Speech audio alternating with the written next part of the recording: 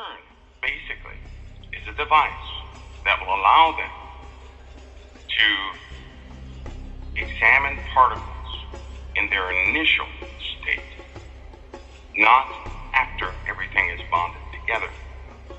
That's a very simple way to look at what CERN is doing. They're trying to find the glue that holds everything together. Is what they're doing. That's the purpose of CERN. Now, what has come out of CERN is called antimatter, which was first actually produced.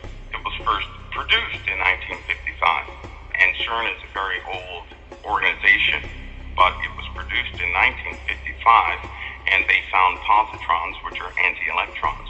To understand what antimatter is, I'm going to have to explain very bare basics of what matter is. And believe me, it's going to get very weird here shortly, because you're going to begin to see exactly what they're doing. But you have to understand what you're looking at now. The matter and antimatter are in fact opposites. Now, the matter that we have in front of us, if you take a piece of wood, nothing happens. It's just a piece of wood. But if you set that wood on fire, you have caused a reaction. And then it's in a dangerous potential state. It's active. If you have a battery outside of your cell phone, it does nothing.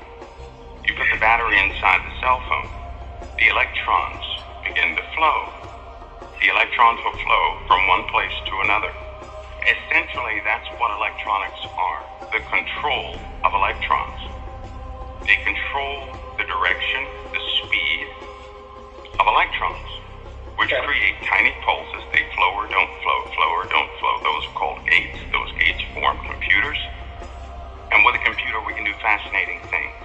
This is why they did, in fact, take Nikola Tesla's findings, because he discovered some things with electrons and protons that were very fascinating. Electricity within itself is a visual observation of electrons and protons in their active state, non-controlled state.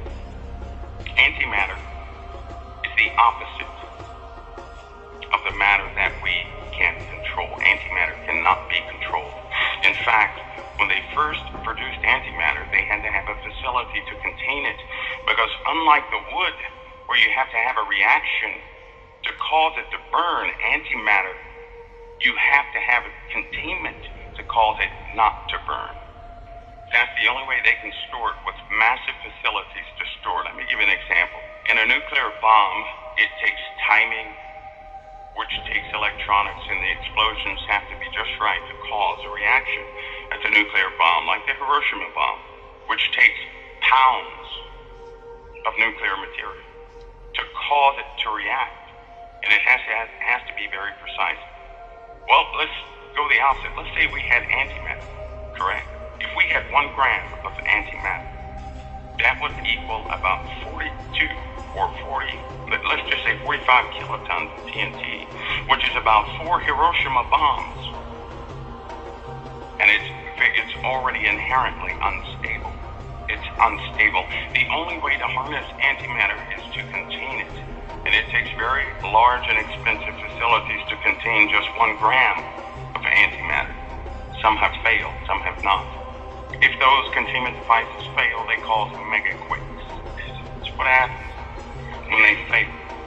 Now, we're talking small, tiny drops of antimatter. I mean, just drops of raw antimatter. It's highly unstable. It has to be isolated from the rest of reality when it's contained in a literal sense. Our body is held together by that glue that they're searching for, that bonds matter together. Those who understand what's called the standard model, they have a pretty good idea of what would happen if the force table in the standard model is just an explanation of how all things work. You're dealing with matter and force, and they have categorized the elements of matter, everything we can touch and feel and observe, in what's called quarks, the building blocks of protons and nuclei. What they're looking for is a higher explanation of how everything works. This is the particle they're searching for. Now, they found half of it. They already found a component of it. But they also found with antimatter, this antimatter can be absorbed by any realm of paranormal activity. It is, in effect, neutralized and absorbed. So there's a physical effect to the spiritual world in antimatter. And often, demonic entities and all these other paranormal things are attracted to antimatter. They're attracted to it. For every gram of antimatter that's produced, and then it is bought into this world, when they produce it, it attracts things from another dimension coming here. What is CERN going to do? Is to allow humanity to produce pounds of antimatter. And I hope people have a general understanding of matter, which we can touch and feel and observe, and antimatter, which we cannot touch, feel, or observe. However, it's working in tandem. CERN has yielded so many results and gave a true definition of paranormal activity. It's beyond me that a lot of people cannot get this through the truth of the word. They can't. Antimatter is being pulled out of nowhere, out of this other dimension, which is nowhere, but everywhere. In consequence to that, they found out antimatter has a specific type of energy signature that they can, in fact, detect. This is how it's part of the process of pulling it out. Now, with the general basis of what CERN is doing, that's the basic idea of what they're doing, and that's exactly what they're doing with particles. Here comes the other part that's not so good. This is why they have to do another set of, listen, it's not just one experiment they're about to perform. This thing is going to run 6 months continuously colliding protons near the speed of light to analyze particles, exotic particles that are made at the beginning of the Big Bang. That's why they call it the Big Bang machine. It's the only way to observe these particles, which wink in and out of existence in, a fraction of time. A fraction of time. And the consequence of this search to gather more and more of this matter, by the way, they have a more efficient method of pulling out or gathering antimatter, which is why they need to know the properties of some more properties of this particle they have described. Once they have these properties, they will be able to extract as much antimatter as they desire efficiently. It's right now, to obtain antimatter, it's very inefficient. It's very inefficient. In other words, to get a pound of it would take about 10,000 years at the current rate. It's just not going to work. CERN will allow them to do that probably within a week. But here's the consequence. They've observed the energy of both matter and antimatter. They found out that antimatter is intimately tied to every single life form on this planet. They found out that energy signature is the same energy signature in all life on this planet. All life, none excluded. Found out when any life form is in the presence of antimatter, the energy of the life form changes. The energy changes. I'll put this in basic terms. A person has both dark and light already in them. It's part of their makeup. It's what you can't live in a material world without antimatter. Nothing would exist. And so a person has both good energy, which would be this realm, this realm of matter, but they also have energy of antimatter. So they're connected. A person is connected to both realms at the same time on the energy level, and they don't even know it. They don't know it. And they have found, certainly, with all the experiments they have found out why paranormal activity exists. They know exactly what it is. They don't want to tell anybody. This is why they perpetuate foolishness on television. But every single person, every single life form is connected to that realm, that other realm, into this realm of reality. Dark matter is tied to dark matter. Everything has a connection. Everything has a connection. That connection can never be broken by anything. If they bring dark matter into this realm, it's still connected to that realm where the dark matter came from. No matter how far away they put it anywhere, it's still connected.